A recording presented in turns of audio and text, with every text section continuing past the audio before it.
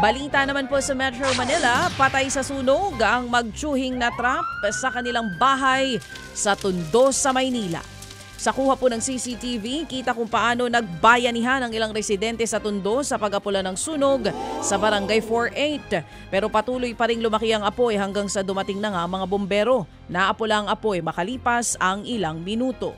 Sa kasamaang palad, hindi nakalabas ng bahay ang dalawang biktima na nasunog po sa loob ng bahay. Isang senior citizen naman ang naospital matapos malapnos ang balat. Sa kabuuan, 9 na pamilya ang apektado ng sunog. Sa inisyal na impormasyon ng barangay, nagsimula ang apoy dahil sa naiwang naka-charge na appliances. Sumiklab din ang sunog sa isang residential area sa barangay New Zaniga, Mandaluyong nang dahil naman sa naiwanang charger.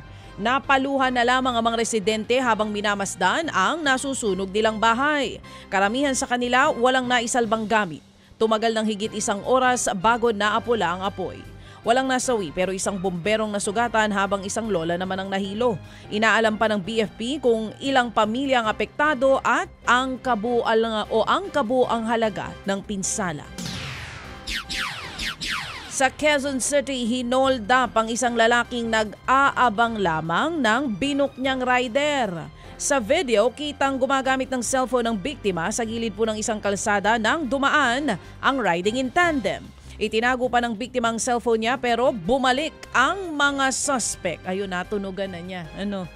Matapos niyan, bumaba po ang back ride, nanutok ng baril saka nagdeklara ng hold up. Kinuha nila ang cellphone at bag ng biktima na may lamang 5,000 pisong pera. Nagsasagawa na ng follow-up operation ang Novaliches Police para matukoy at mahuli ang mga salarin. Sa Mandaluyong City naman, posibleng makabalik sa serbisyo ang security guard na nakapisikala ng nag-viral na Sampaguita girl sa isang mall. Ayon sa Red Eye 2 Security Agency, humarap na raw sa Campo Crame ang gwardya para ibigay ang kanyang panig sa pangyayari. Naging maayos naman daw ang pakikipag-usap sa mga pulis. Sa kabila raw ng pagkakasibak ng CQ sa naturang mall, pwede pa raw siyang ilipat ng ibang agency. Magpapasa raw ng affidavit ang kampo ng gwardya bago magwebes.